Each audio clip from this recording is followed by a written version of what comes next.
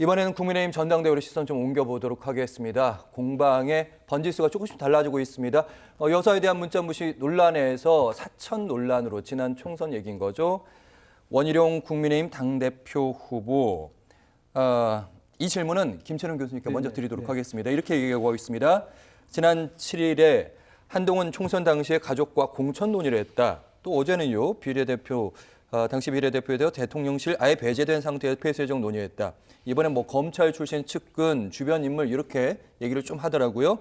한동훈 후보 노상 방뇨 얘기를 꺼냈어요. 오물 얘기. 사실은 이 부분은 원희룡 후보 입장에서 좀 아픈 부분이긴 한데, 사실 원희룡 후보가 이제 TV 토론회 때는 좀 뭐랄까요, 정책 얘기하려다가 바로 이제 공격태세로 전환하면서 다시 어기로 논란이 옮겨가고 있습니다. 벌써 사천 논란 이야기를 원희룡 후보 두 번째 하고 있거든요. 근데 첫 번째는 가족하고 친인척이 공천에 개입했다는 거예요. 거기에 대해서 TV 토론회에서 한동훈 후보가 그 근거를 내라, 해명을 해라. 그렇지 않으면 사과를 하라고 했거든요. 근데 그때 보면 원희룡 후보가 조금 찔끔한 자세였어요.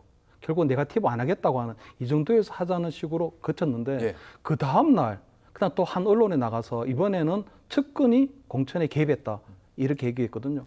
근데 사실은 만약에 원희룡 후보가 주장하는 것처럼 사천이 있었다면 이건 정말 심각한 문제입니다. 만약에 그 원희룡 후보가 좀 객관적인 증거를 들이대고 그렇게 사실이라면 한동훈 후보 같은 경우는 정치적 생명이 왔다 갔다 해야 되는 굉장히 심각한 문제거든요. 그런데 만약에 원희룡 후보가 근거를 제시하지 못했다. 그러면 원희룡 후보가 상당히 법적 또는 정치적 책임으로부터 자유로울 수 없게 되거든요. 그렇기 때문에 저는 아마 그 한동훈 후보 같은 경우는 지금 굉장히 격앙돼 있는 상태거든요. 왜냐하면 한동훈 후보는 그동안 이렇게 한번 지켜보니까 어떤 사적 이익, 어떤 사적인 부분에 있어서는 굉장히 좀 경기를 일으킬 만큼 굉장히 결벽증적인 그런 모습을 보이고 있기 때문에 저는 오늘 저녁에 지금 또 한 번에 2차 이제 우리 TV 토론회가 있는데 오늘 만약에 원희룡 후보가 제대로 된 이야기를 못한다.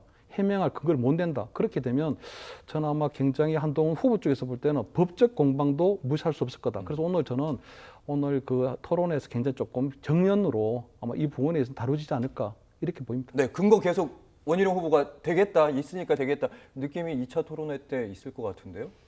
네, 일단 여당 전당대회 때요. 당대표 선거를 한다고 하면서 영부인 문자 가지고 이렇게 싸우는 거 이런 모습을 어떻게 봐야 되나. 국민들은 어떤 시선으로 바라볼까 좀 생각을 했으면 좋겠다 이런 생각이 들고요. 그런데 어찌됐든 현실 정치는 또 현실 정치니까요. 근데 지금 원희룡 후보는요. 저는 한동훈 후보가 원희룡 후보랑 싸우고 있다고 생각하지 않아요. 윤석열 대통령하고 싸우고 있다고 생각해요. 여권에서 다 그렇게 얘기하는 거 아닙니까? 결국 이 사단이 발생한 것도 영부인 문자가 그냥 만천하에다 공개가 되는 이런 황당한 사태가 벌어진 것도 결국 대통령이 한동훈이라고 하는 정치인을 못 먹겠다고 시작하는 거 아닙니까? 거기서부터 다 비롯된 거예요. 그 사이에 영부인이 끼어 있었던 거고요. 영부인이 사과한다고 사과하려고 5번이나 문자 보냈다는 거는 저는 앞뒤 맥락으로 볼 때 말이 안 되는 것 같고요. 결국은 당시 한동훈 비대위원장을 통해서 사과 안 하셔도 됩니다라고 하는 말을 듣고 싶어서 계속 5번이나 집요하게 문자를 보냈던 것이다. 그렇게밖에 해석을 못 하겠습니다.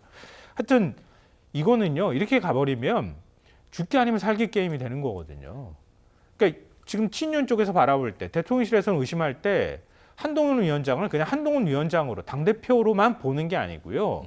자기 대권을 위해서 당대표를 이용하고 사천을 하고 자기 옆에다가 따로 여론 조성을 하는 팀을 두고 그때부터 이미 윤석열 대통령을 배신하려고 했던 사람이야.